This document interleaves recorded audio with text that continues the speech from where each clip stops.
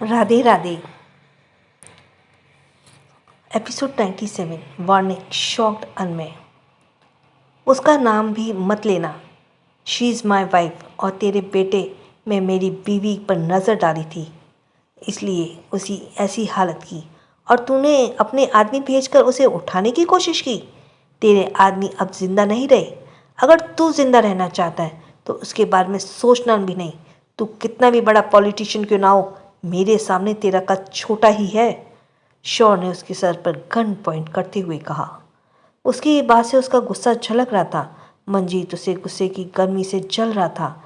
शौर्य का ऑरा ही कुछ ऐसा था। उसे गुस्सा आता था तो उसका आसपास गर्मी बढ़ जाती थी, जिसे लोग अच्छे से महसूस कर सकते थे।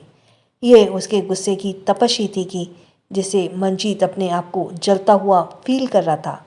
शौर्य अपने होठों को तिरछा कर धीरे से मुस्कुराया और बोला, तेरी गवर्नमेंट को मेरी इतनी परवाह है कि मेरी जा रही है मुझे Z+ सिक्योरिटी देने के लिए।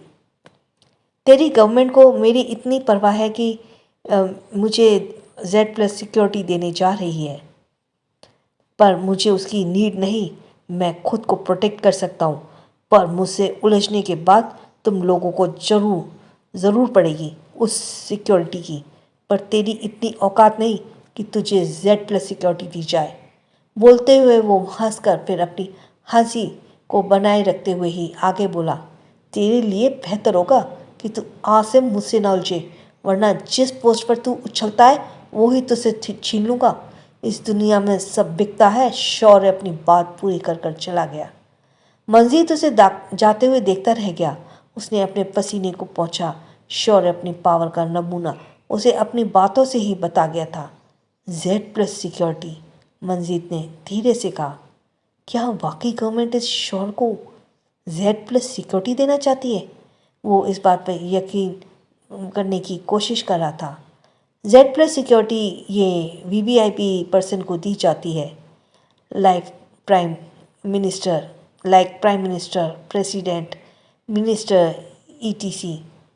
इसलिए मंजीत इतना हैरान था, आखिर गवर्नमेंट उसे ये सिक्योरिटी क्यों देना चाहती है। मंजीत अब वो वजह जानना चाहता था। शौर्य मंजीत के बेडरूम से निकलकर नीचे हॉल में आया, जहाँ राज के निशाने पर मंजीत के गार्ड्स थे। राज शौर्य को देखकर मुस्कुराया और उन गार्ड्स को आंख मारकर शौर्य के पीछे चला गया। उन सभी ने उन दोनों को जाते हुए सुकून की सांस ली और शौर्य और राज के आते ही उनके गले में अटकी हुई थी। फ्लैट में अनमय की जब आंख खुली तो उसने सर में तेज दर्द हुआ। उसने अपनी आंखों को कसकर भींच लिया और एक हाथ से अपना सर पकड़ लिया। उसने अपना दूसरा हाथ भी सर पकड़ने के लिए हिलाया चाह तो वो हिलना नहीं। उसे फिर हुआ कि उसके हाथ पर कुछ भारी चीज़ रखी है। उसने मुश्किल से अपने सर पर दर्द बर्दाश्त कर अपनी आंखें खोली और पलकें झुकाकर देखा तो हैरान रह गया। एक लड़की उसके सर पर हाथ रख के सो रही थी, जिसका चेहरा बालों से ढका था और उसके बहुत करीब थी। अनमय की आंखें शॉक में हो गई। उसे एक तेज झटका लगा। कुछ सेकंड के लिए उसका दिमाग सुन्न रह गया। वो घबराई हुई नज़रों से लड़की को देख रहा था। वो उस लड़की को देखते हुए अपने में आए पानी को गले में नीचे उतार। उसे अभी भी समझ नहीं आ रहा था कि ये लड़की उसके बेड पर कैसे आई। उसने एक नज़र खुद को देखा, वो और हैरान हो गया। उसकी बॉडी पर उसकी शर्ट नहीं थी। खुद को शर्टलेस एक लड़की के साथ ऐसी हालत में देखकर उसे समझ नहीं आ रहा था कि वो उसे दिखाई दे रहा है, वो उसका सपना है या हकीकत। मैं हूँ कहाँ, खुद से बोला और उसने रूम का एक्सप्लोर किया और तभी उसके दिमाग में जैसे उसे कुछ सिग्नल दिया। मैं फ्लैट पर कैसे आया? मैं तो विला जा रहा था ना, अनमय ने सोचते हुए खुद से कहा। कल रात के बारे में उसे सिर्फ इतना ही याद था कि उसके माथे पर सलवटें और गहराई हो गई और उसने उसी हैरानी से खुद से कहा, मैं अपने फ्लैट पर हूँ तो इसका मतलब ये लड़की आयशा है। वो अपनी बात पूरी कर उसने अपने हाथ उस लड़की की तरफ बढ़ा दिए। उसने धीरे धीरे उसके चेहरे पर बिखरे बालों को हटाया। आयशा का चेहरा देखकर उसने एक पल के लिए सुकून की सांस ली। उसे इस बात की तसल्ली थी कि वो किसी और लड़की के साथ नहीं था। जिसे वो पसंद करता था उसी के साथ है। जिसे ही उसके चेहरे पर आयशा को देखकर सुकून बिखर ही आया। और तभी उस सुकून की जगह फिर से तनाव ने ले ली। आयशा के कंधे से हल्का सा ब्लैंकेट सरकाया गया था और उसने उसके खुले कंधे को देखा जिस पर हल्के और कहीं कहीं गहरे रंग के लाल निशान थे, जिसे देखकर अनमय एक बार फिर हैरान रह गया। उसने जल्दी से अपनी नज़रें फिरते हुए से ब्लैंकेट से ढक दिया और सोचते हुए खुद से बोला, क्या ये मैंने किया है? पर मैं ऐसे कैसे कर सकता हूँ? उसने खुद से सवाल कर खुद को ही जवाब दिया। पर वो इस बात को भी ठुकरा नहीं सकता था कि अभी वो उसके साथ किस हालत में है। वो कल रात की बातों को सोचने लगा कि उसके साथ क्या हो। उसे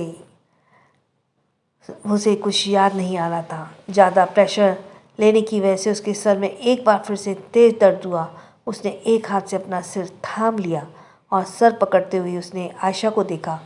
पता नहीं तुम मेरे बारे में क्या सोचोगी, उसने उसे देखते हुए कहा और उसे देखते हुए ही आगे बोला, अब तुम नींद से जागोगी तो मैं तुमसे कैसे नज़रें मिलाऊंगा। उसे गिल्ट था कि उसने आयशा के साथ बहुत गलत किया है। उसने अपनी नज़रें उससे फेर ली और कपड़ों को फर्श से पड़े देखा। उसके कपड़ों के साथ आयशा का टॉप भी वहाँ पड़ा था, जिसे देखकर एक बार फिर उसने गिल्ट में अपना पलकें चिपकाई। जितने धीमे उसने पलकें झुकाई थी उतनी ही तेजी से उसने अपनी झुकी पलकें उठाए और हैरानी से कपड़ों को देखने लगा। उसने आयशा के टॉप देखकर हल्की खुशी के साथ कहा, इसका मतलब मैंने वो नहीं किया। एक बार फिर उसके चेहरे पर उदासी के बादल छा गए थे। आयशा धीरे से मुस्कुराई तो अनमय ने उसे देखकर जल्दी से उसी पोजीशन में लेट गया जिससे वह पहले लेटा हुआ था और अपनी आंखें बंद कर ली।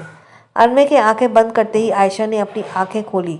उसने देखा कि वो अनमय की पकड़ में अब आज़ाद है, तो जल्दी से उठते हुए उसने दूर हुई और अपना टॉप ढूंढने लगी जो उसने कल रात पहना था। उसने अभी ऑफ शोल्डर क्रॉप टॉप पहना हुआ था जो उसके टॉप का अंदर का ही हिस्सा था। वो वहाँ अपने टॉप को ढूंढने लगी। बड़बड़ाई, एक बार तुम उठ तो जाओ, फिर बताती हूँ तुम्हें। यू मॉन्स्टर, तुम्हारी हिम्मत भी कैसे हुई मेरे साथ ज़बरदस्ती करने की। आयशा की बड़बड़ाहट अनमय के कानों में भी पड़ रही थी और वो उसकी बातों से ही आयशा गुस्से को भाप गया था। उसने सोने का नाटक करते हुए मन ही मन खुद से बोला, अब तेरा क्या होगा अनमय, ये तो तुझे कच्चा चबा जाएगी।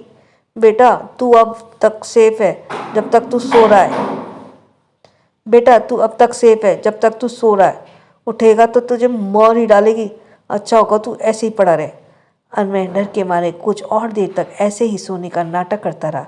आयशा अपना टॉप ढूंढकर थक गई और उसे अपना टॉप नहीं मिला तो वो टॉप को बेड के उस साइड ढूंढ रही थी जिस साइड वो सो रही थी, जबकि उसका टॉप अनमय की साइड नीचे फर्श पर पड़ा था अनमय के कपड़ों के साथ। जब उसे टॉप नहीं मिला तो उसने झुंझलाते हुए अनमय को देखा और बोली, मेरा सुकून छीन कर कितने आराम से सो रहे हैं तुम, अभी बताती हूँ तुम्हें। उसने बोलते हुए इधर उधर देखा और टेबल पर रखा पानी का जग उठा लिया। जब ये ठंडा पानी तुम पर गिरेगा ना, तब तुम्हारी नींद पूरी होगी। आयशा की बात सुनकर अनमय ने एकदम से अपनी आंखें खोली। आयशा ने उसे देखा, आंखें चौड़ी कर शॉकिंग अंदाज में बोली, ओह तुम जाग रहे थे। उसे जग टेबल पर रखा और अनमय पर हमला किया। अनमय ने जल्दी से उसके दोनों हाथों को पकड़कर अपना वर्चस्व स्थापित करते हुए उसे पलट कर उसे ऊपर आ गया। आयशा के दोनों हाथ उसकी गिरफ्त में थे और वो तेज तेज सांसें ले रही थी और अपनी ही आंखों से एक के बाद एक तीर छोड़ रही थी जो अनमय को घायल कर रहे थे। अनमय गुस्से से उसके लाल हुए चेहरे को देखकर धीरे से मुस्कुराया। उसे मुस्कुराते हुए देखकर आयशा की आंखें फिर फैल गईं। उसने अपने हाथ को छुड़ाने की कोशिश करते हुए कहा, तुम हंस रहे हो बेशर्म आदमी, अभी बताती हूँ तुम्हें। अनमय ने उसकी कोशिशों पर पानी फेरते हुए उसके हाथों पर अपनी पकड़ की और कस लिया और उसके हाथों को बेड में दबाते हुए बोला, मुझे याद नहीं कल रात क्या हुआ। बोलते हुए वो रुका। एक बार फिर होठों पर हल्की हंसी लिए बोला, मुझे बताओ कल हमारे बीच क्या हुआ। आयशा को उसकी बातों पर गुस्सा आ रहा था, पर वो एक बात अच्छे से जानती थी कि अगर अनमय होश में होता तो कभी उसके साथ ज़बरदस्ती करने की कोशिश नहीं करता। कल रात आयशा शॉपिंग करने के बाद थक गई थी और वो घर आते ही सो गई थी। जब उसकी आँख खुली तो रात के 9 बज रहे थे। उसने खुद के लिए खाना बनाया और खाने खाते हुए सारे काम खत्म करते हुए 10:30 बज गए। उसने लिविंग रूम में काउच पर पड़े शॉपिंग बैग्स को देखा और धीरे से मुस्कुराई। वो सारे बैग्स लेकर अपने रूम में चली गई और एक एक ड्रेस ट्राई करने लगी। उसे सारी ड्रेस ट्राई करते हुए 11 बज गए थे। वो लास्ट ड्रेस ट्राई कर ही रही थी कि एक ब्लू कॉलर का टॉप था। वो जैसे ही टॉप पहनकर मिरर के सामने खड़ी हुई तभी डोरबेल बजी। जैसे ही टॉप पहनकर मिरर के सामने खड़ी हुई तभी डोरबेल बजी। आयशा ने नज़र बड़ी घड़ी पर डालते हुए कहा, इस वक्त कौन आया है? वो डोर के पास आई।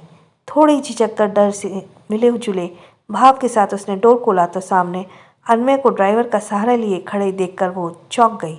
ड्राइवर की बात मानकर उसने अनमय को सहारा देते हुए डोर लॉक कर उसे अंदर उसके रूम में ले आई। हालांकि उसे अनमय को संभालने में काफ़ी प्रॉब्लम हो रही थी, पर उसने फिर से उसे जैसे तैसे उसके रूम में तक लेकर चली गई। जैसे ही उसने उसे बेड पर लिटाया तो वो ही उसके साथ ही बेड पर गिर गई। अनमय ने आयशा के कमर को कसकर अपने दोनों हाथों से पकड़ा हुआ था। उसने नशे में बोझल अपनी आंखों को मुश्किल से खोला और आयशा का खूबसूरत चेहरा अपनी आंखों के सामने देखकर बोला, तुम बहुत खूबसूरत हो। आयशा, जो अभी उसकी पकड़ से आज़ाद होने की कोशिश में लगी थी, अनमय की बात सुनकर उसकी आंखों में देखने लगी और उसकी आंखों में देखते हुए धीरे से बोली, क्या कहा तुमने? तुम मुझे बहुत पसंद हो। प्लीज़ मुझे छोड़कर मत जाना। कभी यहीं रह जाओ हमेशा के लिए मेरे पास। अनमय ने के ऊपर नशा पूरा हावी हो गया था और वो अपनी नशीली आवाज़ों में बोल रहा था। उसे एहसास भी नहीं था कि जो बात उसने खुद से भी कभी नहीं की थी, आज वो अब आयशा के सामने बोल रहा था। आपसे है कि आप नई सीरीज़ को भी ज़रूर देखिएगा, rebirth of cool and flirty by P. Thanks for listening. छोटों को प्यार, बड़ों को सम्मान। राधे राधे।